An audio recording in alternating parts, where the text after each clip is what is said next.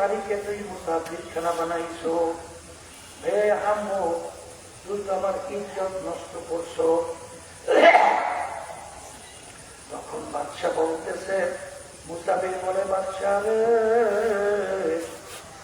স্থায়ী বাড়ি কোনটা, মুসাফিরখানা কোনটা? স্থায়ী বাড়ি এবং মুসাফিরখানার পরিচয় কি? তখন বাদশা বলে, এই মুসাফির বাড়ির দরজায় ঘর দেখছো? বলে, দেখছি। ওইটা হলো মুসাফিরখানা। বলে, হুজুর ওইটার পরিচয় কি?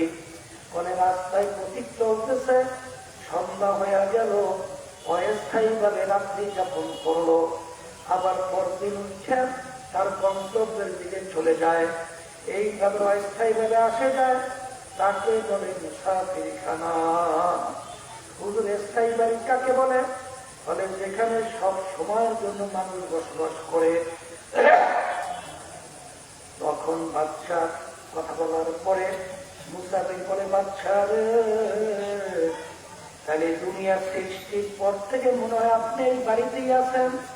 তখন বাদশা বলে, বোকা মুসাফির না, আমার আগে ছিল আমার আব্বা। বাদশা, আপনার আব্বা কোথায়? বলে, আমার আব্বা তো কবরে চলে গেছে। বলে, বাদশা, আপনার আব্বা কি আর আসবে না? বলে, ওরে পাগল মুসাফির, একবার দুই মানুষ দুনিয়া থেকে বিদায় নিয়ে কবরে যায়, আর কোনদিন আসে না। বলে, বাদশা, আপনার আব্বার আগে কে ছিল? দাদা। সে কোথায়? সেও তো কবরে।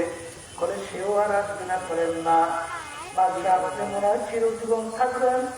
তখন বাদশা বলে, ওরে মুসাফির, কুল্লু নাফসিন যায়িকাতুল মাউত, মানুষ মরণশীল, আমি আপনি দুনিয়া থেকে বিদায় নিয়ে কবরে যাব, আপনি কি আসবেন না? আমি আর কোনদিন আসবো না।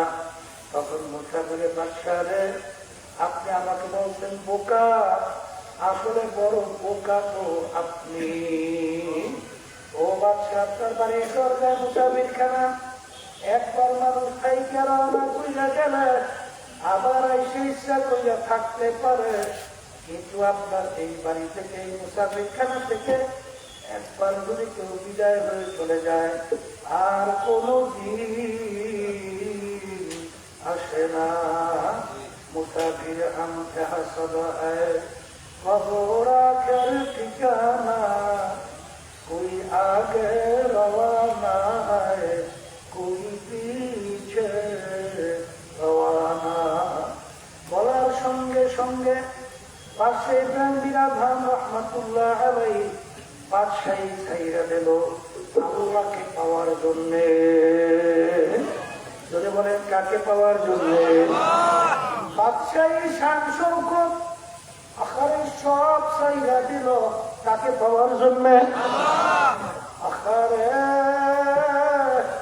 আর বর্তমানে বাংলাদেশের মধ্যে অনেক ইসলামের নামে দল, তারা আল্লাহকে ছাইরা দেয় ক্ষমতায় যাওয়ার জন্য।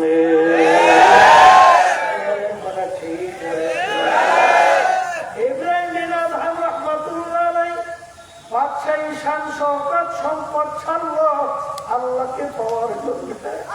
আর বর্তমানে এক শ্রেণীর ইসলামের নাম দিয়া অনেক মুসলমান দাবি কইরা, অনেক আলেম ওলামা মুফতি মুহাদ্দিস দাবি কইরা, শাইখুল হাদিস ইমাম মুফতি খতিব দাবি কইরা, তারা বাগান আল্লাহকে ছাইরা দেয় ক্ষমতা পাওয়ার জন্যে। আমার বাগানদেরকে বলবো, পর্দার মাহবুবদেরকে বলবো, এ দুনিয়াদার পাগলেরা, মাঝে মাঝে একটু মনকে বুঝাও, চক্ষু বন্ধ করো, নিরিবিলি মুরাকাবা করো, দুনিয়ার জিন্দেগি কয়দিন। বাগান যার যত বয়স হয়ে গেল, একটু চক্ষু বন্ধ করিয়া পিছনে দিয়ে তাকাইয়া দেখো, দেখবা মনে হয় যেন সব স্বপ্নের মতো কালকের ঘটনা। বাগান কিছুদিন আগে আমি এক মা ভুলে গেছিলাম, জন্মের এক ছাত্র আমার সঙ্গে দেখা করিয়া বলে, হুজুর আপনার যখন বিবাহ হয়েছিল তখন ওখানে আমি ছিলাম, হিসাব করিয়া দেখি